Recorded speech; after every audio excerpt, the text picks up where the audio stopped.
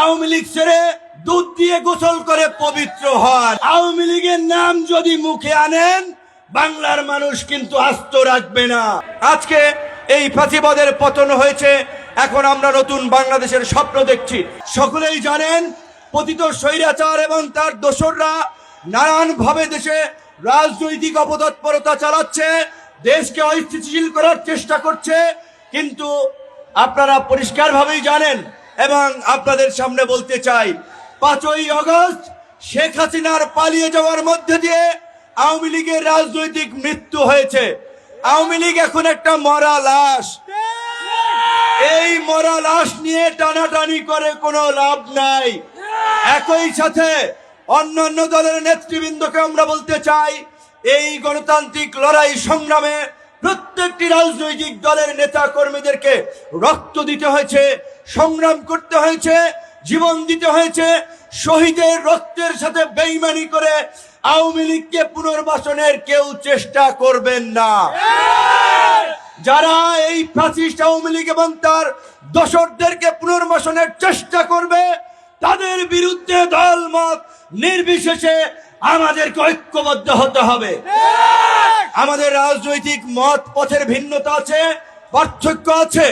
দেশ এবং জাতির প্রশ্নে আমাদের এক অভিন্ন অবস্থান নিয়ে আগামীর বাংলাদেশ বিনির্মাণে এগিয়ে যেতে হবে।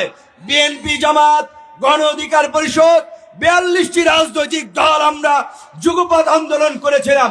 কাজেই আমি মনে করি এই 42টি রাজনৈতিক দল ছাড়াও এই আন্দোলনে আমাদের যে তরুণরা নেতৃত্ব দিয়েছে, সেই তরুণদেরও যে অবদান, অন্যান্য রাজনৈতিক দলের যে অবদান, দেশের প্রশ্নে, প্রতিবাদের প্রশ্নে সকলকে আলাপ আলোচনার মধ্যে দিয়ে আগামীতে সিদ্ধান্ত নিতে হবে।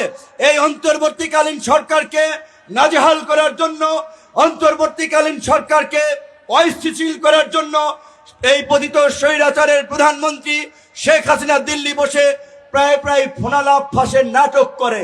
কিন্তু পরিষ্কারভাবে আমি আওয়ামী লীগ, ছাত্রলীগ, যুবলীগের নেতা কর্মীদেরকে বলে দিতে চাই, আপনাদেরকে গত 5 বছর বলছিলাম বিরোধী দলের নেতা কর্মীদের উপরে হামলা, মামলা, জুলুম, অন্যায়, অত্যাচার করেন না। এমন দিন আসবে আফগানিস্তানের মতো আপনাদের নেতা নেত্রীরা প্লেনের চাকা ধরে পালাবে, আপনাদেরকে কিন্তু দেশে থাকতে হবে। কি আপনাদের নেত্রী জুতা পরার টাইম পায় নাই, প্লেনে করে পালাইছে আপনাদেরকে এতিম করে দিয়ে। কাজেই আপনারা জনগণের কাছে ক্ষমা চান, অনুশোচনা থেকে জনগণের জন্য কাজ করার অঙ্গীকার করেন। আওয়ামী লীগ ছেড়ে দুধ দিয়ে গোসল করে পবিত্র হন। আওয়ামী লীগের নাম যদি মুখে আনেন বাংলার মানুষ কিন্তু আস্ত রাখবে না। রাজপথে শহীদের রক্ত এখনো শুকায় নাই, আহত এবং নিহত পরিবারের আহাজারি এখনো থামে নাই। কাজেই যদি আস্ফালন দেখাতে চান তার পরিণতি ভালো হবে না।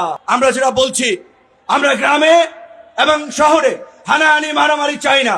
শেখ হাসিনার পতন হয়েছে, সবাইকে নিয়ে আমরা আগামী নতুন বাংলাদেশ বিনির্মাণ করতে চাই, যেখানে মারামারি, হানাহানি থাকবে না। আমাদেরকে সহনশীল হতে হবে, সম্প্রীতি এবং শান্তির রাজনীতি প্রতিষ্ঠা করতে হবে। তাই ঢালাওভাবে কাউকে মামলা দিয়ে হয়রানি করা কিংবা কারো উপরে জুলুম করা, যেটা আওয়ামী লীগ এবং তার ফ্যাসিস্ট দোসররা গত 15 বছর করেছে, আমরা যেন সেই পথে না হাঁটি।